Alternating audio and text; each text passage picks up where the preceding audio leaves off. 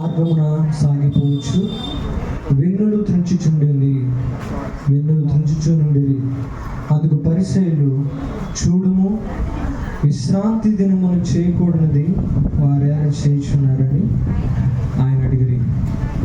చాలండి, మన పరిసయ్యుల గురించి ఆలోచన చేస్తున్నప్పుడు యేసుక్రీస్తు వారితో పాటు కూడా వీళ్ళు తిరగడం మనం చూస్తున్నాం. ఎందుకోసం ఆయన తిరుగుతున్నారు? మనం చదువుకొని 2వ వచనంలో ఒక ప్రశ్న వేస్తున్నారు యేసుక్రీస్తు వారు. ఏమని అడుగుతున్నారంటే, అయ్యా విశ్రాంతి దినమున ఏం చేయడం? విశ్రాంతి దినమున చేయకూడదు మీరందరూ ఎందుకు చేస్తున్నారు అనే ప్రశ్న వేస్తాం. ఈరోజు మనం ఏం చేస్తామంటే, యేసుక్రీస్తు వారికి ఎదురైన ప్రశ్నలో నిజం ఎంత ఉంది? యేసుక్రీస్తు వారికి వేసిన ప్రశ్నలో నిజం ఎంత ఉంది? తర్వాత యేసుక్రీస్తు వారికి తిరిగి ఒక ప్రశ్న వేశారు, అది చూస్తాం. చివరిగా యేసుక్రీస్తు వారికి ప్రతిస్పందన ఏంటో మనం చూస్తాం. ఆయన ప్రశ్న చూస్తాం, ఆయనకి ఎదురైన ప్రశ్న, ఆయన వేసిన ప్రశ్న, ఆయన ఎలా ప్రతిస్పందించారు మనం చూస్తాం.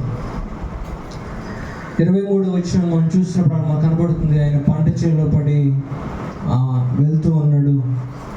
పంట చేనులో వెన్నులు త్రుంచుతూ వెళ్తున్నాడు. ఎందుకంటే వారికి ఆకలి వేస్తుంది ఆ టైంలో, అందుకని వాటిని త్రుంచుకొని తింటూ వెళ్తున్నారు.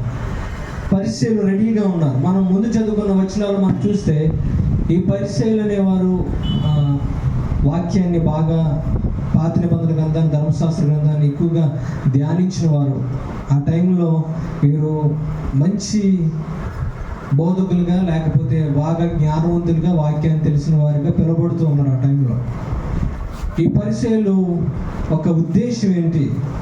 ఈ ప్రశ్న వెలగల వారి ఉద్దేశం ఏంటంటే, వారు యేసుక్రీస్తుని ఎలాగా తప్పుపట్టాలి, యేసుక్రీస్తు ప్రభు వారిని ఎలాగ మనం పట్టుకోవాలి, ఆయనలో పొరపాట్లు ఎలా మనం దొరకాలి, వాటిని ఎలాగ దొరికి ఎలాగైనా సరే ఆయన్ని చంపాలి అనే ఉద్దేశంతో ఉన్నారు. ఎలాగైనా హతం చేయాలి ఆయన్ని. అందుకని యేసుక్రీస్తు వారు ఎక్కడికి వెళ్ళినా సరే మనకి శిష్యులతో పాటు, అనేక మంది ప్రజలతో పాటు ఈ పరిసయ్యులు, సద్దుకేయులు, శాస్త్రులు మనకి కనబడుతున్నారు. ఉద్దేశం యేసుని ఏం చేయాలి? పట్టుకోవాలి, ఆయనను తప్పు వెతకాలి. ఆయన చాలాసార్లు ఛాన్స్ ఇచ్చాడు వాళ్ళకి, నన్ను పట్టుకొని చూద్దాం. ఒకసారి అన్నాడు ఆయన, మీరు నాలో తప్పు ఉందేమో మీరు చూపించండి అన్నాడు. కానీ అప్పుడు కూడా ఎవరు కూడా చూపించలేకపోయారు. ఒకవేళ ఎవరైనా చూపించగలిగితే రండి ముందుకు అన్నాడు, కానీ ఏ ఒక్కరు కూడా ముందుకు రాలేదు. మరొకసారి వాళ్ళకి అవకాశం వచ్చింది. వాళ్ళు విశ్రాంతి దినాన్ని ఎంచుకున్నారు. విశ్రాంతి దినానికి మరొక పేరుంది, సబ్బాతు దినం. విశ్రాంతి దినం అంటే అందరికీ తెలుసు, కొంతమంది మర్చిపో ఉంటారు, కొంతమందికి గుర్తుండకపోవచ్చు. వాళ్ళు ఒక ప్రశ్న వేస్తున్నారు. ఏమైనా ప్రశ్న వేస్తున్నారంటే, అయ్యా విశ్రాంతి దినమున చేయకూడదు మీరు ఎలా చేస్తున్నారు అడుగుతున్నాడు. విశ్రాంతి దినాన్ని ఏం చేయకూడదు? వీళ్ళు వేసిన ప్రశ్నలో ఎంత నిజం ఉంది? ఒకవేళ నిజం అంటే మరి యేసుక్రీస్తు వారు నిజంగానే పొరపాటు చేశారా? ఏదైతే దేవుని వాక్యం సెలవిస్తుందో విశ్రాంతి దినం గురించి, ఏ వాక్యం ఏదైతే విశ్రాంతి దినం గురించి ఆజ్ఞలు ఇచ్చిందో ఆజ్ఞలు యేసుక్రీస్తు వారు జవదాటారా? వాక్యాన్ని దాటేసి, లేకపోతే వాక్యపు మాటలను ఆయన వ్యతిరేకించి ముందుకు వచ్చేసాడు ఆయన. పరిశీలకు ఉద్దేశం ఏంటి ఆ ప్రశ్నలో? ఏ నెపం మోపుతున్నారు? అసలు నిజమవుతుంది అని అంటే మన విశ్రాంతి దినాన్ని అర్థం చేసుకుని ప్రయత్నించేయండి. అసలు ఏం ఆజ్ఞ ఇచ్చాడంటే దేవుడు విశ్రాంతి దినాన్ని గురించి? అసలు విశ్రాంతి దినం అంటే ఏంటో మనకి నిర్మాకాండలో మనకు కనబడుతుంది. నిజంగా యేసుక్రీస్తు వారు దాన్ని చెబుతాటారు, ఆ మాటని వ్యతిరేకించారు, దాన్ని బ్రేక్ చేశారు, ఆ మాటను పాటించలేదు ఆయన. ఎంత నిజం ఉందో అందులో. నిర్మాకాండం 20వ అధ్యాయం మనం చూసినప్పుడు 8వ వచనం పరిశుద్ధంగా ఆచరించుటకు విశ్రాంతి దినం గురించి చెప్తున్నాడు ఆయన. విశ్రాంతి దినం అంటే ఏ దినం చెప్తారా? ఆ మాటలోనే ఉంది. దినం అంటే ఏంటి చెప్పండి? రోజు, అంతేనా? విశ్రాంతి దినం అంటే విశ్రాంతి తీసుకునే రోజు. అది 6 రోజులు మీరు పని చేయండి అని మొదట మీకు కింద కనపడుతుంది. 6 దినములు నీవు కష్టపడి నీ పని అంతయు చేయమను, 7వ దినమున నీ దేవుడే యెహోవాకు ఏ దినం? విశ్రాంతి దినము. దానిలో నీవైనను జాగ్రత్తగా మీరు చూడాలి. ఎందుకంటే ఇది ఆజ్ఞాపించాడు, దేవుడే ఆజ్ఞాపించాడు. మీరు విశ్రాంతి దినాన్ని ఎలా పాటించాలో దేవుడే ఆజ్ఞాపించాడు. ఆ దేవుడే భూమి మీదకి వచ్చినప్పుడు పరిశీలన అంటున్నారు, అయ్యా నువ్వు విశ్రాంతి దినాన్ని చేయవలసింది నువ్వు చేయట్లేదు, విశ్రాంతి దినాన్ని ఎలా పాటించాలో అది నువ్వు పాటించట్లేదు అని వాళ్ళు చెప్తున్నారు. మరి నిజంగానే యేసుక్రీస్తు చెప్పిన వ్యక్తే, చెప్పిన దేవుడే దాన్ని చెబుతాడుతున్నాడు అని మనం అర్థం చేసుకోవాలి. చెప్పిన ఆయనే దాటేస్తున్నాడా? చెప్పిన ఆయనే జబదాడుతున్నాడా? చదవండి. దానిలో నీవైనను, నీ కుమారుడైనను, నీ కుమార్తె అయినను, నీ దాసుడైనను, నీ దాసి అయినను, నీ పశువైనను, నీ ఇంట్లో ఉన్న పరదేశను ఏ పని చేయకూడదు. ఏ పని కూడా చేయకూడదు. 6 దినములలో యెహోవా ఆకాశముని, భూమిని, సముద్రమును, వాటిలో ఉన్న సమస్తమును సృజించి 7వ దినమును విశ్రమించాను. అందుచేత యెహోవా విశ్రాంతి దినమును ఆశీర్వదించి దాన్ని పరిశుద్ధపరిచాడు. దేవుడే పాటించాడు. కానీ వీళ్ళు ఏమంటున్నారంటే, ప్రభువా నువ్వు చేయట్లేదు అలాగంటున్నారు. దేవుడే సృష్టిని కలుగు చేసినప్పుడు ఆయన మొదట్లో ఆ క్రమాన్ని నియమించినప్పుడు ఆయనే 6 దినములు కష్టపడి 7వ దినాన్ని విశ్రమించాడు, దాన్ని ఆశీర్వదించాడు, పరిశుద్ధపరిచాడు. ఆ దినాన్ని ప్రత్యేకపరిచాడు. 6 రోజుల నుంచి ప్రత్యేకపరిచాడు.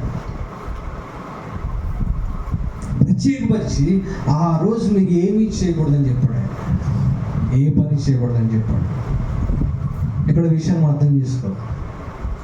ఈ పరిశీలి ఈ మాట తీసుకొని, ఇది మీరు పని చేయకూడదు అనే మాట తీసుకొని వీళ్ళు ఎంతవరకు వెళ్ళారంటే లేని దాన్ని కూడా పెట్టడం మనం చూస్తాం. ఏం చేశారు వీళ్ళు? లేని దాన్ని కూడా జోడించుకుంటూ దానికి మరింత కఠినమైన ఆజ్ఞలు పెడుతూ, మరింతగా హద్దులు వేస్తూ, మరింతగా ఈ ఆజ్ఞను గట్టిగా గొలుసులు వేసినట్టుగా బంధించారు. లేని దాన్ని పెట్టారు. వాళ్ళు ఏం పెట్టారు మనం చూసి చాలా విచిత్రంగా ఉంటాయి. ఈనాటి కూడా జరిగిస్తూ ఉన్నారు. అక్కడ మనం చదువుకున్నప్పుడు మీకు 2 ఆజ్ఞలు మీకు జ్ఞాపకం చేస్తాం, మీకు అర్థమవుతుంది వాళ్ళు ఎంత అలా మార్చారో. ధర్మశాస్త్ర గ్రంథంలో ఉన్న విశ్రాంతి దినాన్ని పాటించవలసిన ఆజ్ఞలు ఏదైతే ఉన్నాయో వాటిని ఎలా మార్చారో ఈ 2 మనం వింటే మనకి అర్థమవుతుంది. వాళ్ళు ఏం చేశారంటే విశ్రాంతి దినాన 800 మీటర్ల కంటే ఎక్కువ దూరం ఎవరు వెళ్ళకూడదు.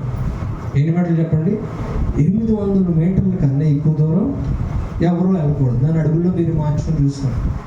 ఒకవేళ 800 మీటర్లు దాటి ఇంకొక అడుగు వాడు ఎక్స్ట్రా కనుక వేశాడంటే వాడు ఏం చేశాడు? విశ్రాంతి దినపు ఆజ్ఞను బ్రేక్ చేసి జబదాటాడు. దాన్ని విశ్రాంతి దినాన్ని పాటించలేదు. ఇంకా నువ్వు 800 మీటర్లు ఒక అడుగు దాటినా నువ్వు విశ్రాంతి దినాన్ని నువ్వు పాటించేనట్టే. ఇంకొక ఆజ్ఞ ఉంది.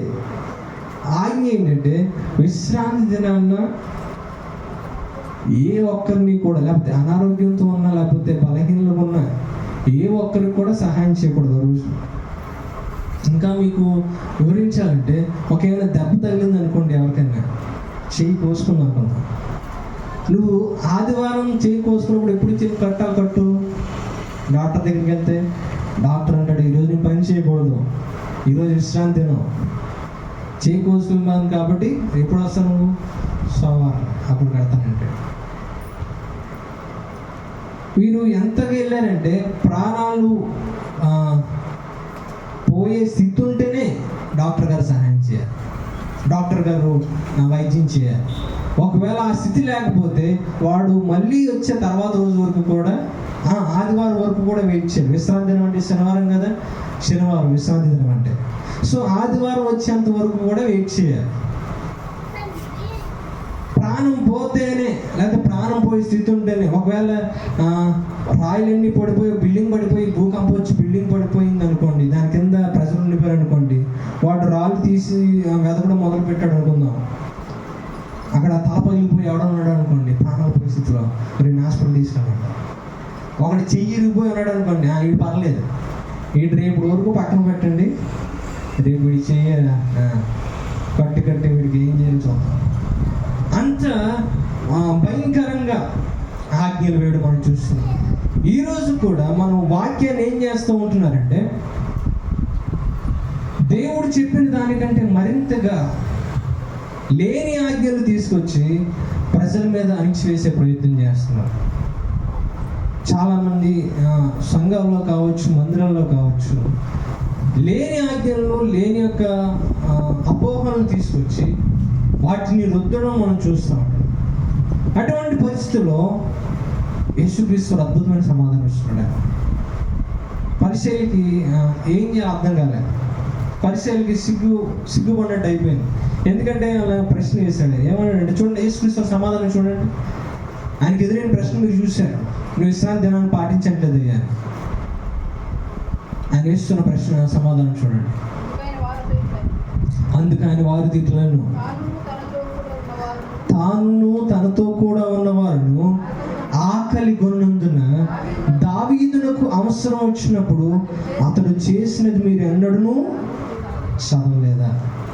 వాక్యాన్ని బాగా పఠించి వాక్యాన్ని నెమరవేస్తూ ప్రజల్లోనే వాక్యం తెలిసిన వారుగా పిలువబడుతున్న పరిచర్యకి వేస్తున్న ప్రశ్న ఏంటంటే, ఎప్పుడైనా మీరు వాక్యం చదివారా అని ప్రశ్నిస్తున్నాడు. ఎప్పుడైనా అసలు వాక్యం తీశారా మీరు?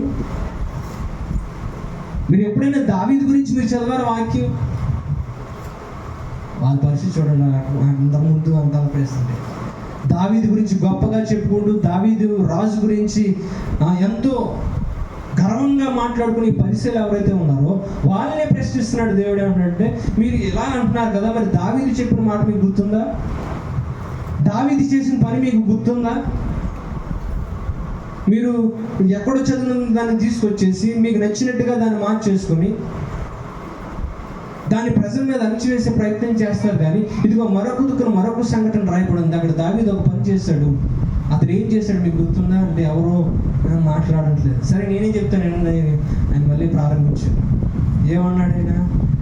26వ వచనంలో, అబ్యాతారు ప్రధాన యాజకుడై ఉండగా దేవ మందిరంలోనికి వెళ్ళి యాజకులే గాని మరి ఇతరులు తినకూడని సమూహపు రొట్టెలు తాను తిని తనతో కూడా ఉన్న వారికి ఇచ్చాను కదా అని చెప్పాడు. సరే, మీరు బాగా మెచ్చుకునే దావీదు గారు ఏం చేశారో ఒక విషయం చెప్తాను వినండి. ఆయన ఏం చేశాడు తెలుసా? దేవాలయంలో రొట్టెలు, సమూహపు రొట్టెలు ఉంటాయి. ఆ రొట్టెలు దైవజనుడు తప్ప ఇంకెవరు తినడానికి వీల్లేదు, యాజకులు తప్ప ఇంకెవరు పట్టుకోవడానికి వీల్లేదు. పరిశుద్ధపరచబడిన ఆ రొట్టెలు ఏదైతే ఉన్నాయో తాకడానికి కూడా వీల్లేదు. అటువంటిది దావీదు సౌలు నుంచి తప్పించుకుంటూ ఎన్నో రోజుల పాటు ఆకలి చేత, దాహం చేత ప్రయాసపడి వెళ్తున్నప్పుడు అదిగో ఒక దేవాలయం ఉందంటే అని ఎవరో చెప్తే, ఆ దేవాలయం చూసి పరుగున తనతో పాటు ఉన్న ఆ ప్రజలను, ఆ గుంపుని, ఆ సైన్యం వారిని తీసుకువెళ్ళి దేవాలయంలో తినకూడని రొట్టెలు తీసుకొచ్చి తనతో కూడా ఉన్నవారు ఆకలి తీర్చుకున్నారని వాక్యంలో ఉంది కదా. మీరు మరి దాని పరిస్థితి ఏంటి? మరి దావీదు తప్పు చేశారంటారా? మరి దావీదు నేరం చేశాడంటారా? అన్నప్పుడు వాళ్ళ దగ్గర సమాధానం లేదు. అసలు చేయకూడదు, మరి దావీదు చేశాడంటారా అని ప్రశ్న వేసినప్పుడు వారి దగ్గర సమాధానం దొరకలే. అప్పుడు ఆయన ముందుకెళ్ళి, ఇదిగో విశ్రాంతి దినం గురించి మీరు మాట్లాడుతున్నప్పుడు వారి మీద అనేకమైన పరుగులు మీరు వేశారు, అనేకమైన సంఖ్యలు ఆజ్ఞలనే సంఖ్యలు చేత వారిని బంధించారు గట్టిగా. లేని దాన్ని మీరు పుట్టించి వారికి ఎన్నో భారాలు పెడుతూ ఉన్నారు. ఈరోజు సంఘం అనేకమైన లేనిపోని ఆజ్ఞలు పెట్టి కొంతమంది అనేకమైన భారాలు పెడుతూ ఉన్నారు. అలాంటి వారిని చూసి దేవుడు అంటున్న మాట ఏంటో తెలుసా? ఇదిగో విశ్రాంతి దినం గురించి ఒక విషయం చెప్తాను చూడండి. 27వ వచనంలో అద్భుతమైన మాట అన్నాడు ఆయన. మరియు మీరు ఏ విశ్రాంతి దినం కోసం అయితే ఆజ్ఞలు పెట్టారు, ఆ విశ్రాంతి దినము మనుష్యుల కొరకే నియమింపబడేను కానీ మనుష్యులు విశ్రాంతి దినం కొరకు నియమింపబడలేదు. నేను విశ్రాంతి దినం అనేది పెట్టింది మనుషుల కోసం పెట్టాను కానీ, లేకపోతే మనుషులు విశ్రాంతి దినం ఎలా ఉండాలి, వారికి ఏదో పని చెప్పాలని, వారికి ఏదో బాధ్యత ఇవ్వాలని పెట్టలేదు. నేను విశ్రాంతి దినం వారికి ఎందుకు ఇచ్చానంటే వారికి ఆ నెమ్మదితో ఉండాలని. ఇదిగో 6 రోజులు వారు కష్టపడుతున్నప్పుడు, 6 రోజులు వారు ప్రయాసపడుతున్నప్పుడు వారు మనశ్శాంతిగా, నెమ్మదితో, సమాధానంతో వారు వచ్చి నా సన్నిధుల్లో నెమ్మది పొందుకోవాలని వారిని పెట్టాను. నాకేదో చేస్తారని నేను పెట్టలే, లేకపోతే దేవుని దగ్గరికి వచ్చి ఏదో చెయ్యాలని నేను పెట్టలేదు. మీకోసం నేను పెట్టాను, మనుషుల కోసం నేను పెట్టాను. మనుషులు పడుతున్న ప్రయాసను తీసివేయడానికి నేను పెట్టాను. మీరు ఇంకా ప్రయాస వేసి భారం వేస్తున్నారు కానీ నేను ఆ ప్రయాసను దూరం చేసి, వారి భారాన్ని దూరం చేసి నెమ్మదినివ్వాలని విశ్రాంతి దినాన్ని పెడితే మీరేమో దానికి మరింత భారాన్ని వేసి వాళ్ళు హింసిస్తున్నారు. ఈరోజు ఆ విశ్రాంతి దినం ఏదైతే ఉందో, వారు పాటించిన విశ్రాంతి దినం ఏదైతే ఉందో, ఈరోజు ఆ పరిశుద్ధ దినం, విశ్రాంతి తీసుకోవాల్సిన దినాన్ని మనం ఈరోజు ఆదివారం, ఆయన తిరిగి లేచిన దినం, ఆయన పునరుద్ధారణే లేచిన దినం. ఇదిగో 6 రోజులు కష్టపడి వారు విశ్రాంతి కోసం దేవుని సన్నిధికి వస్తుంటే వారు 6 రోజులు కూడా తమ పనుల్లో మునిగిపోయి ఆ 7వ రోజు విశ్రాంతి దినం శనివారం ఆయన దగ్గరకు వచ్చి ప్రయాసపడుతూ ఉంటే యేసుక్రీస్తు వారు వచ్చి ఆ విశ్రాంతి దొరకని ప్రజలకు విశ్రాంతి కలిగి చేశాడు. నెమ్మది లేని ప్రజలకు నెమ్మదినిచ్చాడు. భారం మోస్తున్న ప్రజల యొక్క కాడి తీసి తాను సిలువను మోసి ఆ భారం అంతా తానే భరించి ఇదిగో 3వ దినాన్ని తిరిగి లేచి పునరుద్ధానుడే. మనమందరం కూడా ఆయనలోనే నెమ్మది పొందుకోవాలి. ఇంక మరెక్కడా కూడా నెమ్మది లేదు. ఈ లోకంలో ఏ చోటు వెళ్ళినా, ఏ పరిస్థితి గుండా వెళ్ళినా, ఏ పని చేసినా, ఎంత సంపాదించినా, ఏ కోరికను నెరవేర్చుకోవడం ప్రయత్నం చేసినా చివరికి మిగిలేది చింత, దిగులు మాత్రమే కానీ సంతోషం, ఆనందం దొరకదు. నిజమైన ఆనందం, సంతోషం క్రీస్తులోనే దొరుకుతుంది. కాబట్టి నా యందే దొరుకుతుంది. కాబట్టి ఇదిగో మీరు నాతో కూడా తిరిగి లేవాలి, లేకపోతే ఆయనతో కూడా మనం తిరిగి లేపాడు. ఆయన చింతలోంచి, శ్రమలోంచి, మరణంలో నుండి, పాపంలో నుండి తిరిగి లేపాడు ఆదివారం. అందుకే సంఘం ఏం చేసిందంటే, మనం ఏం చేయాలంటే క్రీస్తులో విశ్రాంతి పొందాలి, క్రీస్తులో మనం క్షేమం పొందాలి, క్రీస్తులో మనకి నెమ్మది ఉంది. కాబట్టి మనం మొదట క్రీస్తు దగ్గరకు వద్దాం. మొదటి రోజు క్రీస్తులో మనం విశ్రాంతి తీసుకుందాం, ఆయనలో నెమ్మది పొందుకుందాం. తర్వాత మనం వెళ్ళి కష్టపడదాం అన్న. ఆ రోజు నుంచి ఆదివారం మొదటి రోజు వారు విశ్రాంతి తీసుకోవడం మొదలెట్టారు, నెమ్మది పొందడం మొదలెట్టారు. అక్కడ వచ్చి ప్రశాంతంగా దేవుని ఆరాధించడం మొదలుపెట్టారు. ఇది మనుషుల కోసమే చేశాను కానీ నేను చేసే సమస్తం మీకోసమే చేస్తున్నాను అని సెలవిచ్చాను. అందుకే ఈరోజు ఆదివారం దేవుని మందిరం రావాలంటే నువ్వేదో వచ్చి దేవుడు చేసేస్తావు కాదు, నీకోసం రావాలి. ఎందుకంటే అది మీకోసమే దేవుడు కలిగి చేశాడు, ఎవరి కోసమే చేయలేదు. ఆయనకేదో వస్తుందని ఆయన రమ్మలేదా. ఏ ఒక్కరైతే సమాధానం కోరుకుంటున్నారో, ఏ ఒక్కరైతే నెమ్మది కోరుకుంటున్నారో వారు రావాలి దేవుని దగ్గరికి. అందుకే సువార్తికుడు వచ్చినా, లేకపోతే దైవజనుడు వచ్చినా, ఏ ఒక్క దేవుని మాటలు చెప్పడానికి వచ్చిన వారైనా సరే, అమ్మా దేవుని మందిరానికి రండి, దేవుడు ఏ కోరికలు ఉన్నాయి దేవుడికి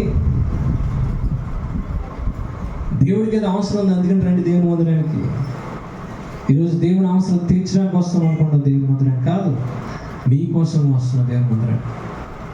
ఎందుకంటే ఈ లోకంలో మనకి దొరికేది నెమ్మది, సంతోషం ఇక్కడే. ఇక్కడ మనం రాకపోతే మనకి ఆ నెమ్మది, సంతోషం లేదు. అందుకే ఏ రోజు దేవుని సన్నిధిలో నిలబడి, అయ్యా నేను నా కోసం వస్తున్నాను అంటా, నా కోసం వస్తున్నాను, నా జీవితం కోసం వస్తున్నాను. ఎందుకంటే దేవుడు మన కోసమే సమస్తం చేస్తూ వచ్చాడు. అద్భుతమైన మాట ఉంది వాక్యంలో. కొన్ని వచనాలు చదువుతాను. ఎఫెసీయులకు రాసిన పత్రికలో 2వ అధ్యాయం 10వ వచనం. ఎఫెసీయులకు రాసిన పత్రిక 2వ అధ్యాయం 10వ వచనం. మరియు వాటి యందు మనం నడుచుకోవాలని దేవుడు ముందుగా స్థిరపరిచిన సత్క్రియలు చేయుటకు మనము క్రీస్తు యేసునందు సృష్టింపబడిన వారమై ఆయన చేసిన పని అయి ఉన్నాము. ఎవరు చేశాడు పనంతా? ఆయనే చేశాడు. ఆయన సమస్తము జరిగించాడు, సమస్తము సిద్ధపరిచాడు. మనము నెమ్మదితో ఆయనతో క్షేమంగా నడవాలని, ఆయన దగ్గరికి వచ్చి నెమ్మది పొందాలని, ఆయన దగ్గరికి వచ్చి విశ్రాంతి తీసుకొని ఈ లోకంలో ఎలా నడుచుకోవాలో మనకు ముందుగానే ఆయన స్థిరపరిచాడంట. ముందుగా స్థిరపరిచిన సత్క్రియలను చేయుటకే, ముందుగానే మీరు ఎలా జీవించాలో ఆయన మొత్తం అంతా కూడా ఆయన సర్వజ్ఞానంలో అన్నీ కూడా యోచించాడు. మనం క్రీస్తునందు శుచింపబడి ఉన్నాము, ఆయన చేసిన పని ఉన్నాము అంటున్నాడు. ముందుగానే మీరు ఏం చేయాలి అంతా కలుగు చేశాడు, మీకోసం చేశాడు. యెహోషువ గ్రంథం మనం తీసుకున్నప్పుడు యెహోషువ గ్రంథం 23వ అధ్యాయం, యెహోషువ గ్రంథం 23వ అధ్యాయం 14వ వచనం, 196వ పేజీ పాత నిబంధన, యెహోషువ 23వ అధ్యాయం 14వ వచనం. ఇదిగో నేను సర్వలోకుల మార్గమున వెళ్ళుచున్నాను, మీ దేవుడైన యెహోవా మీ విషయమై సెలవిచ్చిన మంచి మాటలన్నిటిలో ఒక్కటైనను తప్పి ఉండలేదని మీరు అనుభవపూర్వకంగా ఎరుగుదురు. అవన్నీ మీకు కలిగను, వాటిలో ఒక్కటైనను తప్పి ఉండదు. మీకే తెలుసు యెహోషువ తన ప్రజలతో అంటున్నాడు, అయ్యా మీరు ఎన్నాళ్ళు దేవుడు ఏదైతే వాగ్దానం చేశాడో, ఏదైతే మంచి కార్యాలు చేస్తానని చెప్పి మీకు సెలవిచ్చాడో దాంట్లో ఒక్కటైనా కూడా తప్పుకోకుండా నెరవేర్చాడు. అది మీకు అనుభవపూర్వకంగా తెలుసు, నేను కల్పించి చెప్పట్లేదు, మీకే తెలుసు. ఆయన చేసిన వాగ్దానంలో ఒక్కటైనా కూడా తప్పుకోలేదు. ఈరోజు దేవుని దగ్గరికి మనం వస్తున్నప్పుడు నీ కోసం రావాలి. అయ్యా నా జీవితం మార్పు చెందాలని రావాలి ఆయన దగ్గరికి. అందరూ అంటున్నట్టుగా దేవుని దగ్గరికి వెళ్తే దేవుడు ఏదో వస్తుందని కాదు మనం వెళ్ళేది. ఏ రోజు ఏమీ కోరలేదని. నీ జీవితం చక్కదిద్దాలంటే, నీ జీవితం మార్పు చెందాలంటే ఆయన దగ్గరకు రావాలి. ఎందుకంటే ఈ పరిశుద్ధ దినమైనా, విశ్రాంతి దినమైనా, ఏ దినమైనా అది మన కోసం దేవుడు ఇచ్చాడు. రేపు సోమవారం దేవుడు నీకు ఇచ్చాడు, నీ కోసం దేవుడు ఇచ్చాడు. కారణం ఎందుకు ఇచ్చాడంటే నీ జీవితాన్ని సరి చేసుకోవాలని, ఆయన వాగ్దానాల ప్రకారం నడవాలని, ఆయన వాక్యాల ప్రకారం నువ్వు జీవించాలని విలాప వాక్యాల్లో కనబడుతుంది. 2వ అధ్యాయం 17వ వచనంలో, విలాప వాక్యాలు 2వ అధ్యాయం 17వ వచనంలో చదువుతారా ఏమనుందో? 17-20 వచ్చింది. 2వ అధ్యాయం 17 వచ్చింది. 681 పేజీ, 82 పేజీ. యెహోవా తాను యోచించిన కార్యం ముగించి ఉన్నాడు, పూర్వ దినములలో తాను విధించినది ఆయన నెరవేర్చి ఉన్నాడు. చాలండి. ఆయన ఏదైతే ఆలోచించాడో ఆయన చేస్తున్నాడు, మన కోసం చేస్తున్నాడు, మన కోసం నెరవేరుస్తున్నాడు సమస్తం. అందుకే ఆయన సిలువలో మరణించినప్పుడు చివరిగా నాకు అద్భుతమైన మాట అన్నాడు, సమాప్తమైందని సెలవిచ్చాడు. నేనేం దేనికోసం వచ్చాను? మీకోసం నేను చేయవలసిన పని అంతా సమకూర్చాను, నెరవేర్చాను. అటువంటి దేవుడు మనం ఆశ్రయిస్తున్నాం. ఏ మానవుడు చేయలేని పని, ఏ మానవుడు కనీసం మరొక మానవుడికి ఇంత చిన్న సహాయం చేద్దామని కూడా ఆలోచించని రోజులు, స్వార్థంతో నిండిపోయిన మనుషుల్లో దేవదేవుడే తాను మనుషుల కోసం, చిన్నవారి కోసం, ఎంతో విలువలేని వారి కోసం ఆయన వచ్చి తన ప్రాణం ఇచ్చాడు. అలాంటి వారు మన కోసం మనం వస్తున్నప్పుడు దేవుని దగ్గరికి సంపూర్తిగా ఆయన కోసం కూడా రావాలి. ఎవరి కోసం రావాలి? ఆయన కోసం వస్తున్నప్పుడు ఆయనకి ఏదో వస్తుందని కాదు, ఆయన దగ్గరికి వచ్చినప్పుడు మన జీవితాలు బాగుపడతాయని ఆయన కోసం కూడా మనం జీవించాలి, ఆయన కోసం కూడా మనం బ్రతకాలి. ఎందుకు తెలుసా? మార్క్స్ వార్తలో రాయబడింది, ఇదిగో విశ్రాంతి దినము మనుషుల కొరకే. మనుషులు విశ్రాంతి దినం కోసం కాదు, విశ్రాంతి దినము మనుషుల కోసం నియమించబడింది. కింద అద్భుతమైన మాట అన్నాడు ఆయన. చూసారా? 2వ అధ్యాయము 28వ వచనం మనం చదువుకున్న మాట. అందువలన మనుష్య కుమారుడు విశ్రాంతి దినానికి ప్రభు అయి ఉన్నాడని వార్త చెప్పు. వెంటనే వీళ్ళందరికీ అవకాశం దొరికేస్తుంది. ఆయన ఏమంటున్నాడంటే, ఈ విశ్రాంతి దినానికి నేనే ప్రభు అన్నాడు. విశ్రాంతి దినాన్ని కలిగి చేసింది నేనే, విశ్రాంతి దినానికి అధికారి నేనే, కర్త నేనే, కర్మ నేనే, క్రియ కూడా నేనే. విశ్రాంతి దినాన్ని నియమించింది నేను, విశ్రాంతి దినానికి ప్రభు నేను. ఆ రోజు ఏం చేయాలో, ఏం చెప్పాలో, ఎలా బ్రతకాలో, ఎలా జీవించాల్సిందో అంతా నా చిత్తంలోనే ఉంది. ఎందుకంటే నేనే ప్రభుని అన్నాడు. వీళ్ళందరూ చూడండి, ఇంకా ఎప్పుడైతే నేనే రాజు అన్నాడు, నేనే ప్రభు అన్నాడు, ఈ రోజుకి ఏంటి దేవుడు చెప్పవలసిన మాటలు మళ్ళీ దేవదోషం చేస్తున్నాడు. నేను ఎలాగైనా పట్టుకోవాలి, కానీ ఎవరు ముందుకు రావడానికి ధైర్యం చేయలేదు. మనుష్య కుమారుడు దినానికి ప్రభు అన్నాడు. ఈ రోజు కలుగు చేసింది నేను, నాది. అందుకని అక్కడ ఇప్పుడు ఎవరు తినాలో, ఎవరు ఏమి తినకూడదని ఏమేం చేసింది ఎవరు? నేనే. అందుకే ప్రభువు నమ్ముకున్న వారికి ఎంత ధైర్యం అంటే, వారు రేపు ఏం చేస్తున్నారో ప్రభువుకు తెలుసు. నేను వేటకెళ్ళి ఎన్ని చేపలు పట్టాలో కూడా ఆయనకే తెలుసు. నేను బయటికి వెళ్ళి ఎంత పని చేయాలో, ఎలాగ వెళ్ళాలో నియమించేసింది అన్నీ కూడా ఆయనే. పేతురు చేపలు పట్టకుండా వచ్చాడు. ప్రభు ఏం చేయమంటావు, చేపలేం దొరకలేదు నాకంటే. ప్రభు అన్నాడు, లోపలికి వెళ్ళు మళ్ళీ అన్నాడు. ప్రభు అదేంటి నాయన, నీకు విషయం అర్థం అవ్వట్లేదు, వెళ్ళి లోపలికి వెళ్ళి. మనం చెప్పుకున్నట్టుగా విస్తారమైన చేపలు పట్టి వచ్చిన తర్వాత అర్థమైంది ఏంటంటే, ప్రభువా నేను పాపిని. ఇంత గొప్ప జీవితం, ఇంత గొప్ప కార్యం చూడడానికి నేను ఏమాత్రం అర్హుడిని చెప్పు. నా జీవితంలో ఇటువంటి మేలుడు చూడడానికి, ఇటువంటి పరిస్థితులు ఉండడానికి ఏ పాటి వాడిని నేను? కీర్తనకాడు అన్నట్టుగా ఇంతగా నన్ను ఇచ్చించడానికి నేను ఏ పాటి వాడిని ప్రభు అన్నాడు.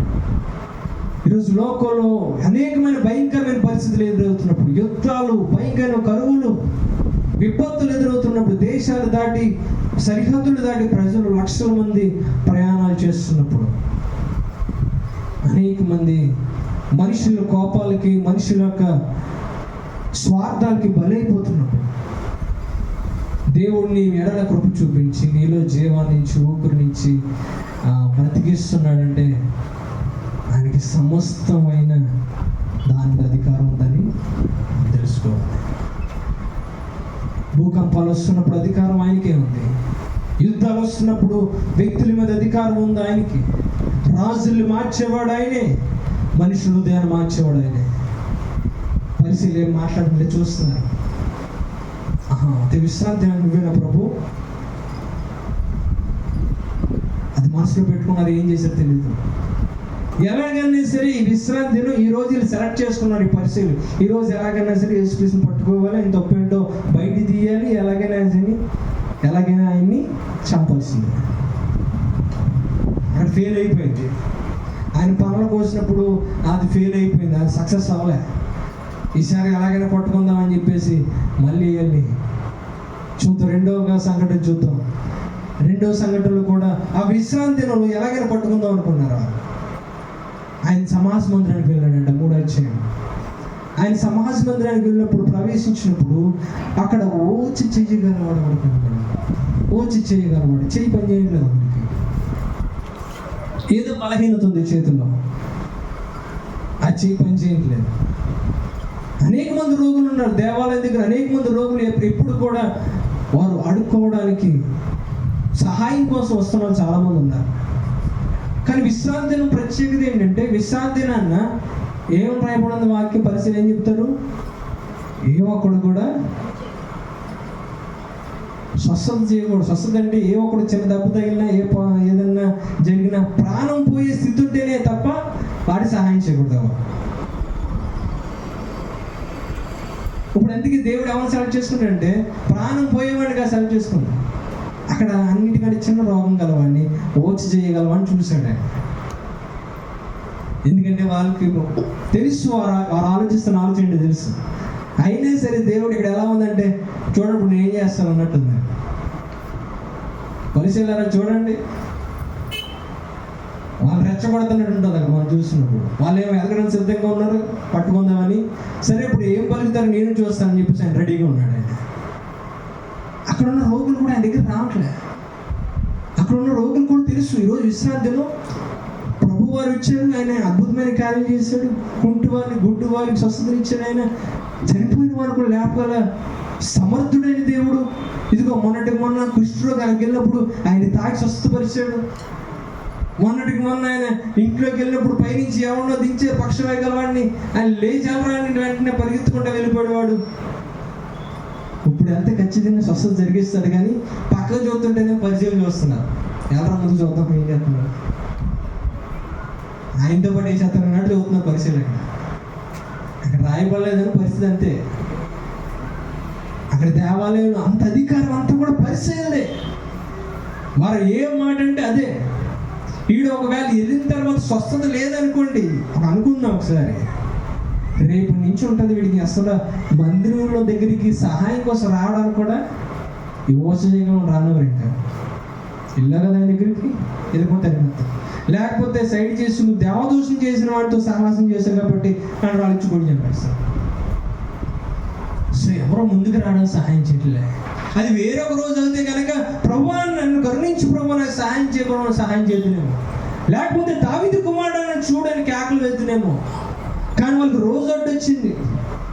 విశ్రాంతి దినాన్న ఈయన ఏం చేస్తాడు, ఈయన కూడా వెనక్కి వెళ్ళిపోతాడేమో, సహాయం చేసేవాడు కూడా వెనక్కి వెళ్ళిపోతాడేమో అని ఆలోచిస్తూ కూడా ఎవరు కూడా ముందుకు రావడానికి ఇష్టపడలేదు. ఇప్పుడు దేవుడు అద్భుతమైన మాట అన్నాడు. చదవండి ఏమని రాయబడిందో. అచ్చటి వారు ఆయన మీద నేరం మోపాలని ఉండి విశ్రాంతి దినమున ఊచగా చేయగలవాడిని స్వస్థపరచునేమో అని ఆయన్ని కనిపెట్టుచుండిరి. ఆయన నీవు లేచి మధ్య నిలవని ఊచ చేయగలవానితో చెప్పి బయట రాడు. ఎక్కడ దాకా ముందుగా వచ్చినప్పుడు ప్రభా నెక్స్ట్ టైం సోమవారం స్వస్థత తీసుకుంటాను, కానీ ఈరోజు వద్దు ప్రభా, ఈరోజు అంత మంచి రోజు కాదంట, రేపు సోమవారం పొద్దున్న మందిరానికి వచ్చి మాత్రం ప్రార్థన చేయించుకుంటాం, కానీ ఈరోజు మాత్రం వద్దు. ఒక పక్క జీవితాలు నాశనం అయిపోతుంటే, ఒక పక్క బ్రతుకులు నాశనం అయిపోతుంటే నీకు రోజుతో పని ఏంటి, సమయంతో పని ఏంటి, మనుషులతో పని ఏంటి, నీకు మనుషుల చూపులతో మనుషులు ఏమనుకుంటారు నీ పని ఏంటి, ఇదే అనుకూల సమయం. రేపు ఏం జరుగుతుందో నీకు తెలియదు. రా ముందుకు వచ్చి మధ్యలో నిలబడు, ఎక్కడో దాక్కుంటావేంటారా, రా ముందుకు వచ్చి నిలబడు. ముందు వచ్చి నిలబడ్డాడు, చేయి పని చేయలేదు అతనికి. ప్రభా ఏమంటావు, నువ్వు స్వస్థత చేసావంటే నన్ను వేసేస్తారయ్యా, ఈరోజు విశ్రాంతి తినో పర్లేదులే ఒక చెయ్య అని ఏమనుకుంటున్నాడో తెలియదు. నచ్చి నిలబెట్టాడు. ఈ పక్క టెన్షన్ ఈయనకి. స్వస్థపరిచేవాడు ధైర్యంగా ఉన్నాడు, ఆయన ఎలాగైనా పట్టుకుందామని పరిశీలన సిద్ధంగా ఉన్నాడు. చూస్తున్నారు వాళ్ళు, స్వస్థపరిచి ప్రభా చూద్దాం ఏం చేస్తావో, నువ్వు బయటికి రాగానే రాళ్ళతో నేను చంపడానికి నువ్వు రెడీ, నువ్వు స్వస్థపరిచి నువ్వు రెడీ కదా. ఆయన ప్రశ్నించాడు మళ్ళీ. వారికి ఎలాగైనా సరే విశ్రాంతి దినం గురించి చెప్పాలని ఆశపడుతున్నాడు. ఆయన విశ్రాంతి దిన ప్రాముఖ్యత వారికి తెలియజేయాలని ఆశపడుతున్నాడు. వారు కళ్ళు మూసుకుపోయి ఆజ్ఞలను మార్చేసి వారి ఇష్టానుసారంగా జీవిస్తున్నారు. వారికి సరిగ్గా నా ఉద్దేశాలు వారికి అర్థం కావట్లే. నేను చెప్పిన మాటలు వారి కళ్ళారా చదువుతున్నా కూడా వారికి ఏం అర్థం కావట్లేదు. ఎంత ప్రమాదం ఎదురు చూస్తుందో అర్థం కావట్లే, ఎంత మేలు ఎదురు చూస్తుందో అర్థం కావట్లే. నేను ఎంత గొప్పవాడినో వారు చదువుతూ వారికి అర్థం కావట్లే, ఎంత శ్రమ వేచి చూస్తుందో తర్వాత వారికి అర్థం కావట్లేదు. ఈరోజు మన వాక్యాన్ని వింటున్నా కూడా వాక్యంలో దేవుడు దాచించిన ఆశీర్వాదం అర్థం కావట్లేదు. మనం మరణించిన తర్వాత వేచి చూస్తున్న చీకటి లోకం గురించి, శ్రమ లోకం గురించి, ఆ భయంకరమైన వేదన రోజుల గురించి, శాశ్వత కాలము కూడా దేవుని దూరంగా ఉండే ఆ భయంకరమైన రోజుల గురించి ఎవరు ఆలోచించండి కదా. అప్పుడు పరిశీలన చూసి అంటున్నాడు, మిమ్మల్ని ఒక విషయం అడగాలి. ఇప్పుడు యేసుక్రీస్తు ఒక ప్రశ్న వేస్తున్నాడు. అనే ప్రశ్న వేస్తున్నాడు, విశ్రాంతి దినమున మేలు చేయడం ధర్మమా, కీడు చేయడం ధర్మమా, ప్రాణరక్షణ ధర్మమా, ప్రాణహత్య ధర్మమా అని అడిగాను. అందుకు వారు నోరు మూసారు. మాటలు లేవు. అప్పటి వరకు వారు నేను వేసేద్దాం ఉన్నటువంటి చూసారు, కానీ లేవు, మాటలు లేవు. ఎందుకంటే అద్భుతమైన ప్రశ్న వేశాడు. ధర్మాన్ని ముందు పెట్టాడు ఆయన. సరే, మీరు ధర్మశాస్త్రాన్ని అద్భుతంగా చదివారంటున్నారు కదా, ధర్మశాస్త్రాన్ని పాటించిన వారు అంటున్నారు కదా, సరే ధర్మం ఏంటో నేను చెప్తానండి. ధర్మం గురించి నేను తెలియజేస్తాను, నీతి ఏంటో నేను తెలియజేస్తానండి. ఇదిగో ప్రాణహత్య చేయటం ధర్మమా, లేకపోతే ప్రాణం పోయడం, ప్రాణం కాపాడడం ధర్మం, లేకపోతే వీడు స్వస్థపరచడం ధర్మమా, లేకపోతే స్వస్థపరచకుండా వీడి కీడి చేయడం ధర్మం? ఏ ధర్మం అంటారు? వారు మాటలే వాళ్ళకి. ఎందుకంటే స్వస్థపరచడం ధర్మం అనండి, స్వస్థపరిచి హ్యాపీగా వెళ్ళిపోతారు, అందరూ సంతోషిస్తారు. కానీ మేమేమో ఎవరు ఏ పని చేయకూడదు, ఎవరు కూడా ఎటువంటి చేయకూడదు అని మేము చెప్పాము. ఇప్పుడు ఏం చేయాలో మాకు అర్థం కావట్లేదు. వారు అయోమయంలో ఉన్నారు. ఇంకొక పక్క ఏమో నిజంగానే స్వస్థపరుస్తానంటావా, నిజంగానే చేయగలడా అంటావా, విశ్రాంతి దినాన్ని కార్యం చేయగలడా అని పరిశీలన చూస్తున్నారు, పక్కన ఉన్న వారు చూస్తున్నారు. అయినా సరే వాళ్ళు ముందుకు వచ్చి, ప్రభువా మేము తప్పు చేశాం, మేము సరిగ్గా ఈ రోజు గురించి మేము ఆలోచించలేకపోయాం, అనేక మందిని బాధించాం, అనేక మందికి ఏయో క్రమాలు పెట్టాం, వారి మీద బరువులు పెట్టాం. కానీ విశ్రాంతి దినం అంటే అది నీ కోసమేనని, విశ్రాంతి దినం అంటే మా జీవితాలు బాగుపరుచుకునే రోజని, విశ్రాంతి దినం నీవే ప్రభు అని మేము గుర్తించలేకపోయాం. అవునయ్యా, నిజంగా ప్రాణం పోయడమే, ప్రాణ రక్షణే ధర్మము, స్వస్థపరచుడే ధర్మము, నీ మాట వినడే ధర్మం అని చెప్పలేకపోయాం. ఆయన ఆ పక్కన ఓటు చేయగలం చూసి ఆయన ఏమన్నాడంటే, ఆయన వారి హృదయం కాఠిన్యం మొదలుపడ్డాడు. వారు సమాధానం ఇవ్వలేదు. ఆ హృదయ కాఠిన్యం బట్టి దుఃఖపడ్డాడంట. కోపంతో వారిని కలయి చూచినాడు. వారంతా అలా చూస్తున్నాడు. ఇది ఇంత వివరంగా మీకు చెప్పిన తర్వాత కూడా అర్థం కావట్లేదు మీకు. ఇంత వివరంగా విశ్రాంతిని ప్రభు అని చెప్పాను, ఏది గొప్పతనమో చెప్పాను. ప్రాణధర్మము లేకపోతే ప్రాణరక్షణ ధర్మమా, లేకపోతే ప్రాణించే ధర్మం అంటే దానికి కూడా మీకు సమాధానం లేదా? ఇది ఆత్మను రక్షించుకోవడం లేకపోతే ఆత్మను పోగొట్టుకోవడం ఏంటి అంటే వెంటనే చెప్పచ్చు ఏంటి, ఆత్మను కాపాడుకోవడం, ప్రాణాన్ని కాపాడుకోవడం అండి నిజమైన ధర్మం అని చెప్పచ్చు. కానీ దానికి ఎందుకంత మౌనంగా అలా ఉన్నారు? ఆయన ప్రతిస్పందన చూడండి ఎలా ఉంది. ప్రతిస్పందన, ఆయన ప్రతిస్పందన, ఆయన దుఃఖపడి కోపం తెచ్చుకున్నాడు, కోపాన్ని తెచ్చుకున్నాడు. ఎవరు చేయగలం చూశాడు. నీ చేయి చాపనైనా వాడు చేయి చాపని మనుషులు చెప్పినప్పుడు వాడు తన చేయి చాపగా అది చూస్తున్న వారికి ఏం చేయాలి అర్థం కాదు. అది మన ఎదురుగుండా ఎంత గొప్ప దేవుని పెట్టుకున్నాం అని అప్పుడు ఆలోచించారా? మరి ఏం చేశారు సార్? పరిచయాలు వెలుపలికి పోయి వెంటనే హేరోదీయులతో కలుసుకొని ఆయన ఎలాగూ సంహరించమని ఆయనకు విరోధముగా ఆలోచన చేశారు. ఇంత జరిగాక మళ్ళీ బయటికి వెళ్ళి ఎలా చంపేద్దామని ఆలోచన చేశారు. దానికి ఒకే ఒక కారణం, హృదయము కాఠిన్యమైపోయింది. యేసుక్రీస్తుకి ఎదురైన ప్రశ్న చూశారు, ఆయన వేసిన ప్రశ్న చూశారు, ఆయన యొక్క ప్రతిస్పందన మీరు గుర్తించారు. దానికి ఒకే ఒక కారణం ఏంటంటే వాళ్ళ హృదయం కాఠిన్యం అయిపోయింది. వారి విశ్రాంతి దినాన్ని అర్థం చేసుకోవడానికి కారణం వారు దేవుని పరిశుద్ధి దినాన్ని అర్థం చేసుకొని ఆయన యొద్దకు రాలేకపోవడానికి ఒకే ఒక కారణం ఏంటి తెలుసా? హృదయాన్ని కఠినపరుచుకున్నారు, హృదయాన్ని బండ చేసుకున్నారు. వాక్యం వెళ్తున్న ఆ వాక్యాన్ని అర్థం చేసుకునే మనసు లేదు. హృదయాన్ని మెత్తన చేసేది వాక్యమే. ఆ వాక్యాన్ని మనం విని విని విని విని దాన్ని పాటించలేకపోతే హృదయం కఠినమైపోతుంది. కీర్తనకారుడు కూడా అంటున్నాడు హృదయం గురించి, అయ్యా హృదయం కఠినమైనప్పుడు అది దేవునికి ఇష్టం కాదు, అది కీడే. కీర్తన 95 అధ్యాయం 8, 9, 10, 11 విషయంలో చదవడం చూద్దాం. అరణ్యమందు మేరీబా యొద్ద మీరు కఠినపరుచుకున్నట్లు మస్సాదిన మందు మీరు కఠినపరుచుకున్నట్లు మీరు హృదయములను కఠినపరుచుకోకండి. అచ్చట మీ పితరులు నన్ను పరీక్షించి శోధించి నా కార్యములు చూసిరి. 40 ఏళ్ల కాలం ఆ తరం వారి వల్ల నేను విసికి వారు హృదయమును తప్పిపోయి ప్రజలు వారు నా మార్గమును తెలుసుకోలేదని అనుకుంటున్నాను. కావున నేను కోపించి వీరెన్నడూ నా విశ్రాంతిలో ప్రవేశింపకూడదని ప్రమాణం చేశాను. ఆ రోజు వారు హృదయాన్ని కఠినపరుచుకున్నారు. నా కార్యాలు చూశారు వాళ్ళు. నా కార్యాలు చూసి కూడా వారు ఏం చేశారు? హృదయాన్ని కఠినపరుచుకున్నారు. లాస్ట్లో ఒక అద్భుతమైన మాట్లాడి చూసారా? వారు విశ్రాంతిలో ప్రవేశించారు. వారి విశ్రాంతి దొరకదు. ఈ పరిశుద్ధత విశ్రాంతి దొరకదు వాళ్ళకి. రాబోతున్న కాలంలో విశ్రాంతి దొరకదు. వారి మరణం వారికి విశ్రాంతి దొరకదు.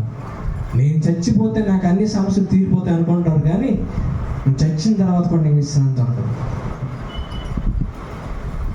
అదేం చెప్తున్నాడు ఈ మాట. చూడండి, పరిచయం దగ్గర చెప్తే ఎలా ఉంటుందో చూడండి. ఆ రోజే కనుక వాళ్ళు కీర్తన గ్రంథాన్ని తీసి వారు చదువుంటే వారికి ఈజీగా కనబడేది. ఏం కనబడేది? వారి ఎదుటి నేను కార్యాలు చేశాడు ఆయన. అక్కడే వచ్చి చేయగా స్వస్థపరిచాడు. అయినా సరే వాళ్ళ హృదయాన్ని కఠినపరుచుకున్నాడు. ఆ రోజు ఇశ్రాయేలు ప్రజలు ఎదుట ఏ ప్రతిస్పందన దేవునిలో కనబడిందో, ఏం కనబడింది? ఏ ప్రతిస్పందన కనబడింది దేవునిలో? ఆయన కోపగించాడని రాయబడింది. అదే ప్రతిస్పందన ఈ పరిచయ దగ్గర కూడా మనం చూస్తున్నాం. ఆయన కోపగించాడు.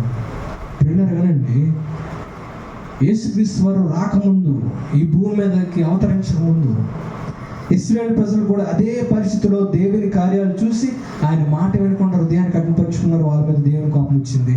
వారిలో ఎవరిని కూడా దేవుడు విశ్రాంతిలో తీసుకోలేదు. తర్వాత హెచ్చరించాడని, తర్వాత పరిస్థితులు అదే పని చేశారు. దేవుని కార్యాలు చూశారు, హృదయాన్ని కఠినపరుచుకున్నారు. వారు కూడా విశ్రాంతి లేదు. వారికి విశ్రాంతి అర్థం కాలే. ఈరోజు అదే పరిస్థితి మళ్ళీ జరుగుతుంది. దేవుని కార్యాలు మనం చూసాం. మన హృదయాన్ని మళ్ళీ కఠినపరుచుకుని ఆయన లోపడకపోతే మనలో ఎవరు లోపడలేదు వారిని విశ్రాంతిలో దేవుడు తీసుకెళ్ళాడు. ఎందుకంటే న్యాయం తీర్చే దేవుడు. ఎల్లకాలం కూడా ఆయన ఓర్పు ఉంచడంట. ఆయన ఒక టైం వస్తుంది, మనం అనుకోండి ఎప్పుడు వెళ్ళినా సరే సమాధానం దొరుకుతుంది. లేదు, నువ్వు కఠినపరుచుకో వాడు హఠాత్తుగా నాశనం అయిపోతాడని వాక్యం చూపిస్తుంది. ఆదికాండం చూడండి. ఆదికాండంలో ఒక అద్భుతమైన మాట అంటున్నాడు. 6వ అధ్యాయం 3వ వచనంలో. ఆదికాండం 6వ అధ్యాయం 3వ వచనంలో, అప్పుడు యెహోవా ఆత్మ ఏమంటుంది? నరులతో ఎల్లప్పుడూ కూడా వాదించదు అంటుంది. ఎల్లప్పుడూ వాదించింది. ఒక టైం ఉంది, నాకు ఒక సమయం ఉంది. ఎల్లప్పుడూ కూడా నేను క్షమిస్తానన్నది అది నిజం కాదు. ఒకరోజు వస్తుంది, ఆ రోజు నువ్వు మొరపెట్టినా నేను క్షమించుంటున్నాడు. ఎల్లప్పుడూ కూడా ఏమాత్రం వాదించదు. సామెతల గ్రంథంలో అంటున్నాడు, నిత్యము 28:14 నిత్యము భయము కలిగి ప్రవర్తించిన వాడు ధన్యుడు. 28:14. కానీ కఠినపరుచుకుని వాడు కీడులో పడతాడు. హెబ్రీయులకు దీన్ని చివరి ముగించేస్తాను. కఠినమైపోయిన మన హృదయాలు విశ్రాంతిలోకి ప్రవేశించకుండా వాళ్ళకి ఎదురు పడుతున్న ఈ కఠిన హృదయం గురించి ఏం చేయాలో ఏప్రిల్ రాసిన గ్రంథంలో చూపిస్తున్నాడు. అది చెప్పి ముగించేస్తాం. మన ప్రతిస్పందన ఎలా ఉండాలో అక్కడ కనబడుతుంది. ఏప్రిల్ రాసిన పత్రిక 3వ అధ్యాయం 201వ పేజీ, నూతన నిబంధన 3వ అధ్యాయం 7వ వచనం చదువుతాం. మరియు పరిశుద్ధాత్మ ఎలా చెప్తున్నాడు మనం చూసామా? మొదట పరిశుద్ధాత్మ చెప్తున్నాడు, నేను ఎల్లప్పుడూ కూడా నదులతో వాదించనని. అదే పరిశుద్ధాత్ముడు, ఆదిలో ఉన్న పరిశుద్ధాత్ముడు, యేసుక్రీస్తు కాలంలో ఉన్న పరిశుద్ధాత్ముడు, ఇప్పుడున్న పరిశుద్ధాత్మ దేవుడు ఒకే పరిశుద్ధాత్మ దేవుడు అని ఏమన్నాడు తెలుసా? నేడు మీరు ఆయన శబ్దం విని ఎడల, ఆయన వాక్యాన్ని ఆలకించిన ఎడల, అరణ్యంలో శోధన దినమందు కోపము పుట్టించినప్పుడు వలె మీ హృదయములను కఠినపరచు. ఒకే వాక్యం అండి, ఒకే ఉపదేశం. సృష్టి ఆరంభం నుండి ఇప్పటి వరకు కూడా ఒకే సందేశం. మీ హృదయాలను కఠినపరచుకోకండి. సహోదరులారా, 12వ వచనం, జీవము గల దేవుని విడిచిపోయినట్టు విశ్వాసము లేని దుష్ట హృదయము మీలో ఎవని ఎందైనా ఒకవేళ ఉండునేమో అని జాగ్రత్తగా చూసుకోండి. మీకు చేసిన పనిదే. దుష్ట హృదయం నీలో ఉందేమో అని జాగ్రత్తగా చూసుకోండి, పరిశీలించండి. 13వ వచనం, నేడు మీరు ఆయన శబ్దం వినినేలా కోపం పుట్టించినప్పుడు వల్లే మీ హృదయం కఠినపరచుకోడని ఆయన చెప్పాను కనుక. చదవండి. పాపం వల్ల కలు బ్రహ్మచేత మీలో ఎవడును కఠినపరచుకుంటున్నట్లు నేడు అనబడు సమయం ఉండగానే ప్రతి దినము కూడా ఒకరినొకడు బుద్ధి చెప్పుకోండి. ఏలైనగా మొదటి నుండి మనకున్న దృఢ విశ్వాసం అంత మటుకు కూడా గట్టిగా చేపట్టినట్లనే క్రీస్తులో పాల్గొనాలి. ప్రతి దినము ఒక్క పరిశుద్ధ దినమే కాదు, ప్రతి దినము కూడా మీరు ఈ యొక్క విశ్వాసాన్ని చేపట్టాలి. దృఢంగా చివరి వరకు చేపట్టాలి. 16వ వచనం, విని కోపం పుట్టించేవారు ఎవరు? విన్న తర్వాత కూడా దేవుని కోపం పుట్టించేవారు ఎవరు ఉన్నారు ఇక్కడ? ఆ ప్రశ్న మీరే వేసుకోవాలి. పక్కన క్వశ్చన్ మార్క్ ఉంది, అది మీకే ప్రశ్న, నాకు ప్రశ్న. విన్న తర్వాత కూడా కోపం పుట్టించింది ఎవరు ఉన్నారు? మోషే చేత నడిపించబడి ఐగుప్తులో నుండి బయలుదేరి వచ్చిన వారందరే కదా. ఆ రోజు వారు అలా చేశారు. ఎవరి మీద 40 ఏళ్ళు ఆయన కోపగించారు? పాపం చేసిన వారి మీదనే కదా. ఆ రోజు ఏ కోపం మీద పాపం చేసిన వారి మీద ఉందో, ఈ రోజు నువ్వు పొరపాటు చేస్తూ పాపంలో మునిగిపోతే దేవుడు శత్రువు అయిపోతాడని ముందు వారు మనం చదువు. ఆయన కోపం నీ మీద ఉంటుంది. వారి శవములు అరణ్యంలో రాలిపోయాయి. 18వ మాట, తన విశ్రాంతిలో ప్రవేశింపరని ఎవరిని గూర్చి ప్రమాణము చేస్తున్నాము, అవిధేయులైన వారు గూర్చే కదా. కాగా అవిశ్వాసం చేతన వారు ప్రవేశింపలేకపోయారని. అవిశ్వాసం లేక వెళ్ళిపోయారంట. విశ్వాసం లేక అవిశ్వాసులు దేవుని రాజ్యం వెళ్ళలేదు. గొప్ప నువ్వు హత్యలు చేయవసరం లేదు నరకాన్ని వెళ్ళిపోవడానికి. విశ్వాసం లేకపోతే, అవిధేయతను చూపిస్తే, అవిధేయత వల్లే కదా వారు ప్రవేశించలేదు. ఆ రోజు ఏ దేవుడైతే ఉన్నాడో ఈరోజు అదే దేవుడు మన మధ్య ఉన్నాడు. ఆ రోజు అవిధేయులను ఎలాగైతే తన విశ్రాంతి నుంచి దూరం చేస్తాడో, ఈరోజు అదే దేవుడు అలా చేయగలేడంటారా? ఆయన ఆ రోజు ఉన్న దేవుడు ఈరోజు లేడంటారా?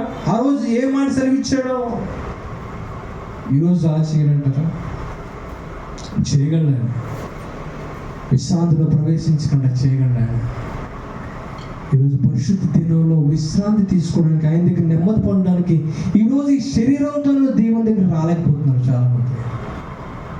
ఆ రోజు విశ్రాంతిలో దేవుడు తీసుకోవడానికి, ఆ రోజు విశ్రాంతిలో నీకు చోటే లేదు. 66 సంవత్సరాల్లో కొన్ని నెలలు ఆదివారాలు ఉంటాయేమో, లేకపోతే కొన్ని సంవత్సరాలు ఆదివారాలు ఉంటాయేమో. అప్పుడే మనం దేవుని సన్నిధిలో ప్రవేశించలేకపోతే, ఆ విశ్రాంతిలోకి మనం ప్రవేశించి నేరుగా 2 కాలు పెట్టి దేవుని సన్నిధికి మనం రాకపోతే, ఆ విశ్రాంతిలో శాశ్వత కాలం మనం ఏం చేస్తాం?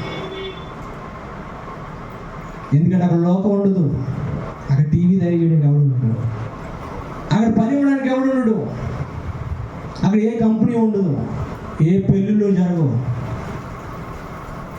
అక్కడంతా దేవుడే. నీకు చూడడానికి ఏం కనపడదు అక్కడ. ఎందుకంటే దేవుని మహిమ చాలినంతకంటే ఎక్కువగా, దేవుని ప్రేమ ఊహించినంతకంటే ఎక్కువగా, అర్థం చేసుకునేంత ఎక్కువగా ఆనందం, సంతోషం, ఎల్లప్పుడూ కూడా సమృద్ధితో ఉండే రాజ్యం, ఎప్పుడు కూడా అనారోగ్యం రాని శరీరం, మహిమదేహాన్ని, కన్నీరు రాని కన్నులను. ఇప్పుడు చెమ్మగిల్లే కన్నులను పాడతాం, ఆ రోజు చెమ్మగిల్లలేని కన్నులు ఇస్తుంది ఆయన. ఊహించలేని ప్రేమను ఇస్తాడు, అద్భుతమైన నూతనమైన మనసు ఇస్తాడు. ప్రతి ఒక్క లేచినప్పుడు ప్రార్థించేద్దాం.